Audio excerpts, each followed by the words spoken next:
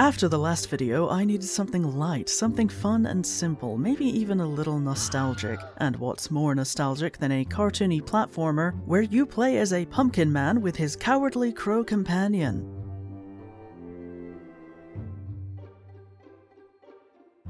If you enjoy this video, don't forget to like, subscribe, and drop a comment down below telling me your experience with the game.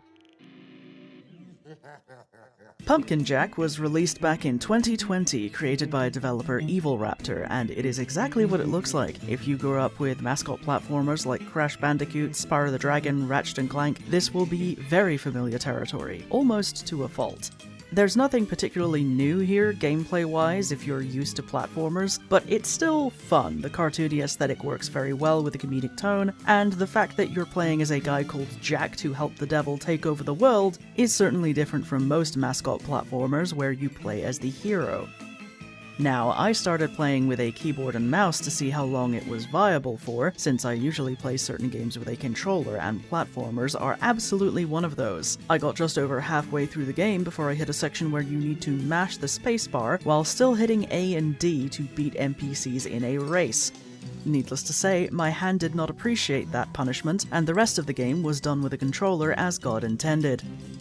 But anyways, we start the game with a storybook introduction. Once upon a time, the devil went down to a prospering medieval fantasy kingdom and cursed it with a plague of monsters that would rip them limb from limb. They didn't much care for that. In want of keeping all their limbs attached, the kingdom beseeched their local magic nerd for an end to this monster malarkey, and thus he set off to break the curse. The devil, of course, quite enjoyed watching humans run around like headless chickens, and sent his own champion to hunt down the wizard and stop him. That champion? A terrible, horrible, no-good, very bad man called Stingy Jack. A con man, a trickster, a puckish rogue on a good day. Being the self-serving lowlife that he is, Jack had already spent many years wandering as a spirit, so the devil made him a deal. Destroy the wizard and I'll clear your sins and get you to the afterlife.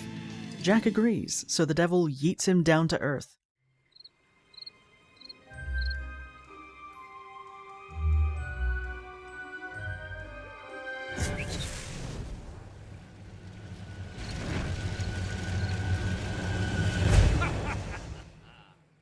Neat! I take a little bit of time to test the controls, immediately confirm I can double jump before the game tells me, and discover that the water is indeed deadly. There are 6 levels total, each with 20 crow skulls and 1 gramophone to find. The skulls let you purchase different outfits for Jack, and the gramophone... I don't actually know if the gramophones do anything other than give you a fun little dance segment when you pick them up.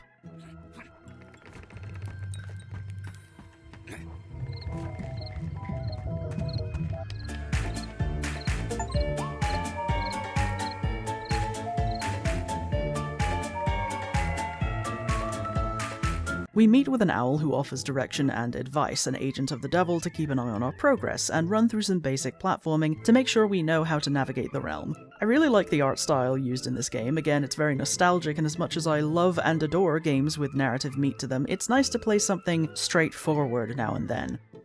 Beyond the basics of platforming, we run into our other avian companion, the Cowardly Crow, who joins our adventure in return for the destruction of a very mean and scary Scarecrow. This little guy spends the rest of the game following us around and perching on our head. Look at him, he's so goddamn cute, I love him!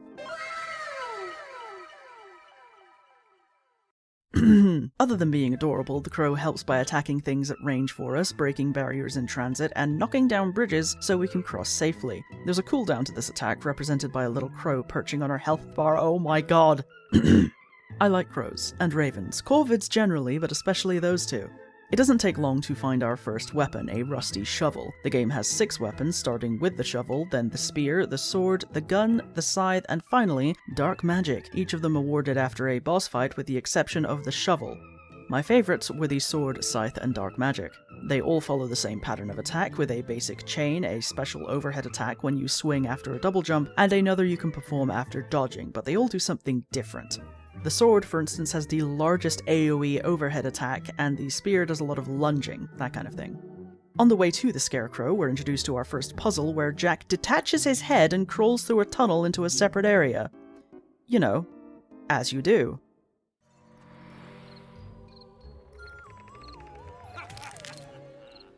He wriggles around on his roots like an escaped octopus, able to attack and move things as needed. For this, we just need to shove 2 crates where we need them in order to reach a couple of levers, and later on the puzzle will be match games, whack-a-mole, and cave demolition.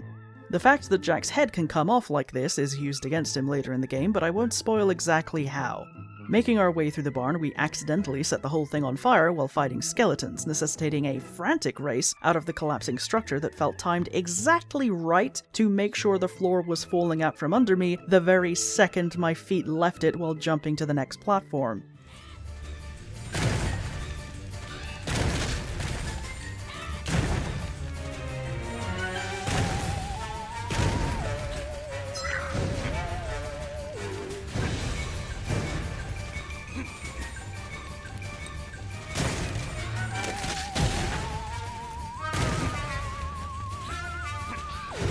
Regardless, we make it out in one piece and confront the Scarecrow. You may be wondering, why are we fighting monsters if we're working for the devil? Aren't they on our side? Because the devil doesn't want them to know what we're up to, and they're going to see us as human anyway because, well, Jack is human, in spirit. Also, the devil doesn't care if we're killing his monsters, they're cannon fodder. Anyway, all the bosses follow the rule of 3. Avoid their attacks until you get the opening to attack them, rinse and repeat twice more. On one hand, a little repetitive. On the other hand, I like knowing when the fight will end. What is also a little repetitive at times are the numerous travel segments, though they take different forms depending on the level. The most fun for me were the minecart rides in the mountain level, and that might be because it reminded me of the rail grinding from Ratchet & Clank.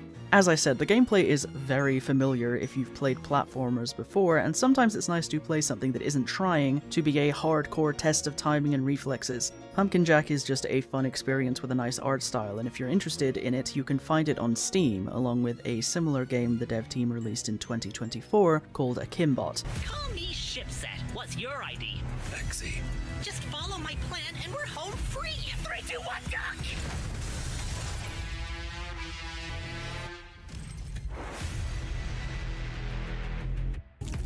Evilware fled to a planet. He's been building his awful army and plotting to acquire the artifact.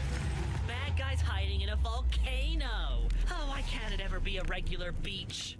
It seemed to get less attention than Pumpkin Jack, which is a shame because it also looks fun and is priced more reasonably than what it is, where Pumpkin Jack was 25 quid and took me 6 hours to complete with almost all achievements. Not to say time to complete should be the sole metric a game's price should be judged on, but there it is. And now the team's upcoming game is a 1 to 4 player co-op shooter instead of another platformer. I'm disappointed to see that, but I hope it works out for them. Until next time.